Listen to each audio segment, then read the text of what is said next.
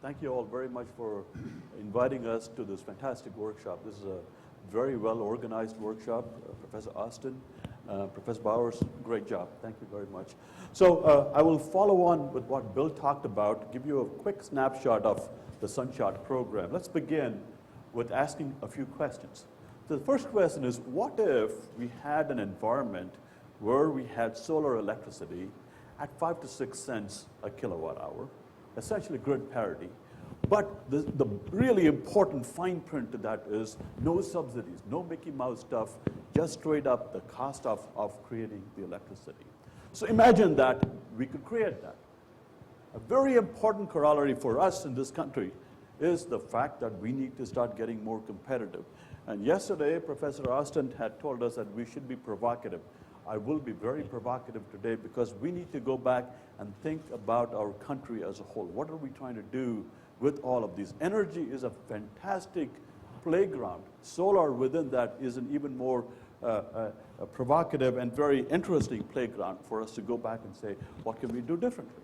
So imagine that we could use this framework to create more jobs and become more competitive on a global scale. Of course, the smaller corollaries is energy security. We import a lot of our fuel. We can become a lot more independent. We just have to depend on Mr. Sun. Healthy environment, the CO2 impact is something that we should be thinking about as well. So imagine we could do all this. And we're saying that the Sunshot program will enable this world, will help enable this world. It cannot happen just by the government putting in everything, the resources. It happens as a collective effort of everybody, all of the people involved. The industry, academia like yourselves, national centers, our colleagues in the national labs, everybody has to come together. The private equity market has to come together. Everybody has to participate in this to create this environment. The framework for this, I don't think I have to tell you this, is very sobering. And what Shale talked about is absolutely true. This is where we were. The US market, we had about half the market share, which is healthy on a parochial sense. It's dwindled down to about 5% as of today. A lot of the manufacturing base in the solar area has migrated towards other countries. And therefore, we're now competing against big countries at this point. And you can see all of them there. In terms of deployment, Shale gave you the numbers as well. We're not as aggressive as we could be compared to our friends in Europe. Germany, by far, is the biggest leader in this whole area. This is a question that we're going to come back to in about 5 minutes or so. Now, in terms of what the impacts could be, here's a chart that was generated by our colleagues at NREL. Basically, if we just did business as usual, which means something around $3 a watt kind of a price structure, we expect that maybe you'll have 2% of the generation fraction by 2050. Nothing dramatic, nothing that you would call anybody about. On the other hand, our calculations are saying, and take this with a pinch of salt, these are approximate calculations. They're based on some assumptions. But if you had $1 a watt, 5 to 6 cents a kilowatt hour, if you're an LCOE person, we think that you will have about 15 to 18% generation capability without any added storage. If we add storage to this framework, this number could climb up quite a bit more. This is done purely for photovoltaics. If I use photon to thermal storage, which is CSP, these numbers can be a little bit more healthier. So there is the potential, if we can bring the price structure, when we can bring the price structure down to approximately $1 a watt, which is why the original name for this was a $1 a watt program. And people were a little bit uncomfortable with that number because all the techies said, oh, I don't know what $1 a watt means. And we said it's 5 cents a kilowatt hour. So we dropped all of that. We became very romantic. We said it's going to be the Sunshot program. And of course, the Sunshot program harks back to President Kennedy and the Moonshot program. And we want to bring the same sense of patriotism, what the folks at NASA could do in that 10-year, 8-year period to put a man on the moon is what we need in this program. From a technical perspective, these are the targets we're trying to shoot for. Current price structure, utility scale, if you talk to Jack, when he gives his presentation, he will tell you about this. Approximately, it's about $3 to $4 a watt, fully installed. Okay? Out of which the modules are approximately 50% of the total cost. What we call the balance of system. Oh, thank you very much. Balances system. This is a nasty animal for us to deal with. We will talk about this in a few minutes. How to use technology to drive this. This has everything except the module and the power electronics, which is here. We would like that to decrease to this kind of a price structure. This is, again, for utility scale solar electricity. The price structure is a little bit more flexible for residential, probably $1.50 or so, something in that regime. Okay, somebody from here asked Bill this question. This is a very concerted team effort at DOE. We don't see any boundaries. We see competencies. Everybody is coming to the table. For example, we have Jim Horowitz, Altaf Karim from Office of Science, helping us with some of the futuristic topics. Sunshot is not about 2017 or end of the decade. Sunshot is a way of living life as to how we can use solar electricity for a long period. We have Ravi Prasher working with the EERE people and the solar thermal area. Minli is getting a lot of help from Jim in terms of looking at new concepts, so on and so forth. So everybody is coming together as a team. So Sunshot has kind of become the poster child for these kinds of activities. Of course, Bill, Arun, and Henry Kelly from EERE are our internal advisory board people. We have a very strong, very participative external advisory board as well. Okay, I want to give you a quick snapshot as to how we're planning, how we're spending the resources that Congress appropriates for us. 3 different ways to look at it. Based on technologies, we have the converter technologies, PV, CSP, CPV, all of them are game for us. By the way, there was another question about picking winners. We don't pick winners. We let a technical panel or an expert panel pick the best proposals. We are completely agnostic in terms of technologies. We want the best and the lowest price structure technology to manifest in the market. So these are the 3 areas. And of course, roadmaps are a very critical component for us. We'll see a couple of examples in a few minutes at the system level, component level, and at the materials level. For some of the hardware-based technologies, we've dug very deep into the cost structure for every component. For some of the soft costs, we're still doing that whole process. Of course, there's also the technology readiness level-based investment strategy. I'll show you a couple of examples as well. The global game plan over the next 6, 7, 8 years consists of investing at the horizontal technology level, meaning we have the PV, the converters, the power electronics, and the balance of systems. We're already beginning to fund a lot of people in this area. Sometime around 2014 or so, we're hoping to start doing vertical integration, where teams of people will come together and start to work together. The workshops that you will see in a few minutes are very, very critical components for us in terms of enabling these team building exercises. And you can see that fundamental research is a continuing theme for all of us. Okay? If anything, we will increase the university funding. From the applied side, we don't have enough university funding. Just a quick snapshot, we do a lot of workshops.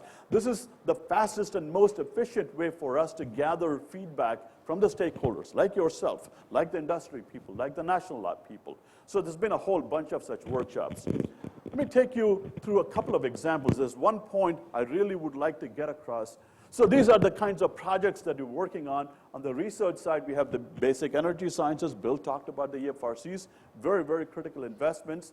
There are programs which are transitioning from the TRL-1, very basic science, to 2 and 3, a little bit more applied science. I want to spend a minute on the Sunshot Fellowship. This is a new fellowship that's been created. It looks very much like the AAAS Fellowship. The fellows will have a 2-year period. Typically, we want them to come to DC or to go to the labs or help us putting new ideas on the table. And these are essentially, using football language, the free safeties. They're like the AAAS fellows. They can do deep dives into certain areas. I will spend a couple of minutes on these 2, PV Incubator. Very, very successful investment, but also tells us something about things that we don't do very well. I want to spend a couple of minutes on this dollar-watt systems. Now, let's say you're a university professor, you have a great idea, and you want to transition it to the first phase of development. And that process is the so-called first valley of death, typically with a price tag of a few $1 million, maybe $3 to $5 million. DOE has a fantastic program. I didn't realize it until I went in how good this is. This is the so-called incubator program run out of NREL. And we basically have a competition. Typically about 100 people apply for this. 4 or 5 of them get picked for this. They help you transition your ideas into the first stage of development. And to give you a perspective of how good this program is from a financial perspective, we've invested about $60 million over the last 5 years. Okay, it's leveraged about $1.2 billion of private money, about 24-to-1 leveraging of resources. So taxpayer money is being invested very, very well through this program. I'm going to come to the sobering part of this in just a second. So we say, oh, yippee, hooray, we have enabled technology. Unfortunately, the answer is no. The answer is no, because there are 2 other values of debt, much more deeper. Our friends in the private funding community will tell you that these are very, very difficult values. So we talked about this. We call the incubator program, and we fill it up, and it's going very well. Now the question is, I have a technology which I believe is manufacturable, is going to start making money. I need about $100 million for 100 megawatt, typical rule of thumb. $1 a watt is kind of the rule of thumb. So that investment is shown by this blue area. If you go to a bank and say, hey, I need $100 million, they're probably going to tell you, yeah, we'll give it to you at 12% interest rate. That is a huge premium for a company which doesn't have a product to make money with. And therefore, all these people are scratching their heads saying, look, I have fantastic technology developed by government funding, developed by DOE funding, for example. And they don't have a pathway to make a product out of it, a pilot plant. And therefore, many of these people seek funding from outside sources. Many other countries have started programs where they give you very low interest, essentially zero interest loan. So the question we were asking is, how can the government do anything to help in this process? Not only in enabling manufacturing, but also enabling the validation of a technology, which says somebody will actually make these at a scale that's manufacturable, that you can go to a bank and say, look, this technology is validated.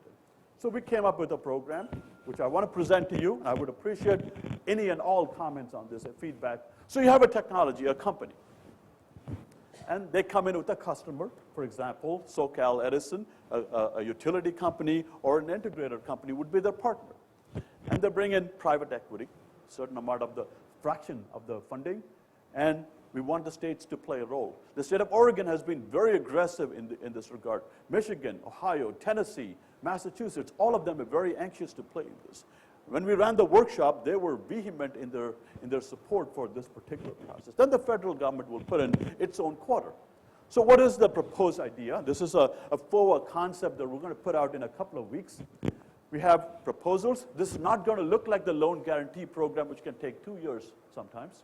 It's going to be very rapid fire, 20 to 30-page proposal, very much like a university proposal. We will have an oral exam. Those of you doing qualifying exams, this will look very much like a very intense qualifying exam. We'll have a panel of people from the semiconductor business, the manufacturing automobile business, for example, from the banking industry. They will be the panel evaluating these people. Oral presentation, 4 or 5 hours. End of the day, you will know if you're funded or not. Okay. We're proposing a cost sharing of about 2 to 1 or better. Arun and I have argued about this. We're roommates at DC. He wants to be 4 to 1 matching. I'm saying 2 to 1. So something of this order. No. Where we put a quarter from the DOE side, from the federal government side, private money, state money adds up to 3 times that. We think it's going to be a 2-year program, 18 months perhaps. And this will enable several things. The first thing it'll do is to enable people to put roots within the country, start manufacturing their product in this country. And the second thing that we will do is to start validating a particular technology. How do we know that a given technology pathway is the best way to do it? We'll help do that. Our national labs will be involved in this process. Sandia, NREL have fantastic capabilities for systems level testing. We're planning to upgrade that. So I know I'm getting out of time. So very quickly, roadmaps are very critical for us. We have roadmaps for the converters, the power electronics, the balance of systems. Our stakeholders are deeply involved in this process. If you believe that you would like to participate, please come in and join us. So I won't spend too much time. This is the hardware side, a lot better defined. For example, we're looking at, let's say, SIGs. The theoretical efficiency is about 29%. The module efficiency right now is 11%. What happened to the other 18%? So we're creating the roadmaps and going at it at the materials level, the device level, the cell level, the module level, build it up from there. Now this problem is a lot more difficult. This is something I would love for everybody to get in. And this problem has to do with this balance of systems, the 40% cost coming from so many different components. So let me take you through one exemplar of that. Looking at residential, about a month and a half ago, there was a report from Sunrun, which is one of the integrator companies, saying that $2,500 of the cost of your residential installation comes from this balance of systems. So take some examples. Customer acquisition, that's a component. Financing, permitting, inspection, all contribute quite a bit. You have 4 different kinds of inspections for the solar installation in your house. Everybody wants to have a role in this. Adds to the cost of the whole process. So we're saying, how can we bring all of these down? What kind of processes can we use? We would like to start bringing in all of the IT infrastructure that we have in this country to bear on this process. How can we use novel approaches to reduce all of these costs? So to summarize, why Sunshot? By far, the biggest thing that we want to do, of course, is be globally competitive. The U.S. has to become more competitive. Energy security is a very big issue for us. The environmental payoffs are dramatic in terms of CO2, life without subsidies. We want to be in an environment where there are no government subsidies. It's purely driven by technology, which is why places like this are very important, the Santa Barbara Center.